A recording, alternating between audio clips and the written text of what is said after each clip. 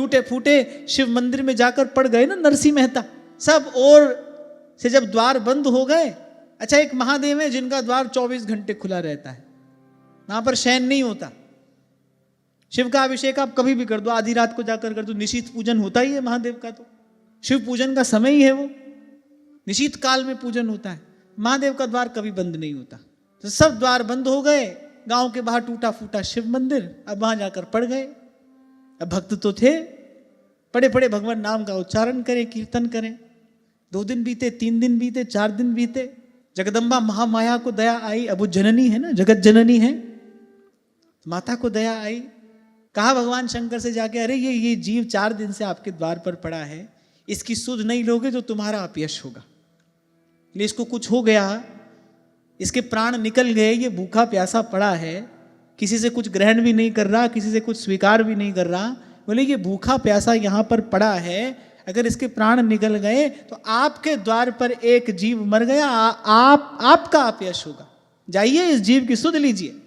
तो महादेव आए, महादेव आए तो सीधे कहां पहुंचा दिए, रासमंडल में पहुंचा दिए, युगल का सानिध्य प्राप्त करा दिया। एक बात यहां जरूर देखने की है कि नरसिंह किसी और से कुछ स्वीकार नहीं कर रहे थे, सब ओर से निराश होकर और महादेव के चरण पकड़ लिए, भाई अब तो जो लेंगे आपसे ही लेंगे, और किसी से कुछ स्वीकार नहीं किया। इसलिए कबीर कहते हैं द्वार धनी के पड़ रहो। अच्छा ये और बता रहे हैं धनी के ही द्वार पर पढ़ना, भिखारी के द्वार पर जाकर पढ़ने से कुछ नहीं मिलेगा। कहा था ना मैंने आपसे, शरण्य समर्थ ना हो तो शरणागति निष्फल हो जाती है। और ढूंढो तीनों लोकों में धनी कौन है। अभी परसों इस विषय पर हमने चर्चा की। तीनों लोकों में दाता एक राम, भिखारी सारी दुनिया, दाता एक राम। धनी तो एक है भाई, एक। भगवत गीता में भगवान ने इसकी स्पष्ट घोषणा कर दी, मैं ही हूं भाई। आगे श्रीमद् भागवत में एकादश स्कंद में भगवान कहेंगे मैं ही हूं, ब्रह्मणो ही प्रतिष्ठा हम।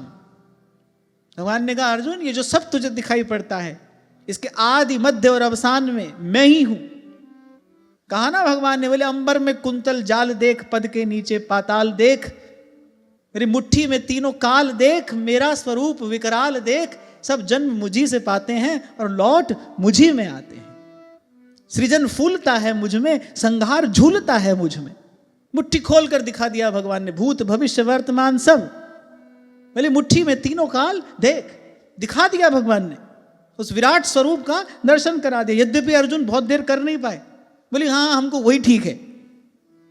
भगवान ने कहा लो हम तो तुमसे कह ही रहे थे, ऐसे ही मान जाते मेरी बात, इतना परिश्रम क्यों कराया हमसे। पर जीव है ना भाई, जीव है, संशय उसके स्वभाव में है, और भगवान ने अनुभव करा दिया। तो धनी तो भाई एक है, दूसरा है ही नहीं, एको हम द्वितीयो नास्ति। तो उस धनी के द्वार पर पड़ जाओ और फिर पड़े रहो। तो कह रहे धक्का धनी का खाओ। और यहां धक्के से तात्पर्य क्या है, तुम रोज जाओगे नहीं मिलेंगे तुमसे। अब जैसे किसी से मिलने आप उसके यहां जाओ, अब वो किसी से कहला दे भाई आज नहीं मिलेंगे कल आना, कल जाओ बोले आज नहीं मिलेंगे कल आना।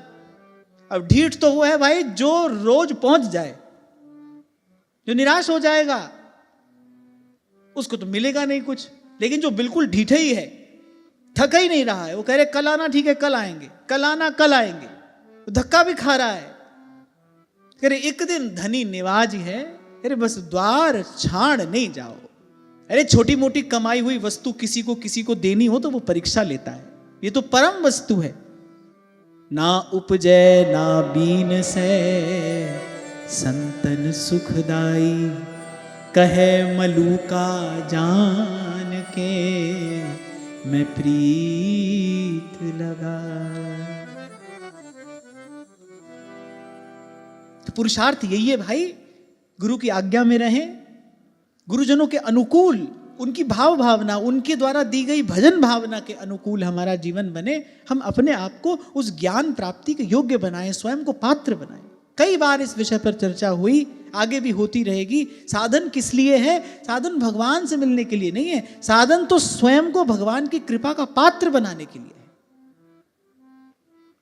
जैसे एक छोटा सा उदाहरण मैंने आपको दिया था, जब तक कोई अमूल्य वस्तु पास में है नहीं तो उसकी सुरक्षा व्यवस्था करने की भी कोई आवश्यकता नहीं, पर अगर मिल जाए फिर तो भाई उसकी कुछ व्यवस्था करोगे ना, उसकी साज संभाल करोगे ना। ऐसे मिल जाए, भगवान कर दे कृपा, उस कृपा को रखोगे कहां? भीतर देखो, राग द्वेष ईर्ष्या मद मात्सर्य काम क्रोध लोभ मोह अभिमान, क्या क्या बवाल भरा है। कहां रखोगे भगवान की वो विमल उज्जवल निर्मल पावन कृपा? साधन किस लिए है? साधन स्वयं को कृपा पात्र बनाने के लिए।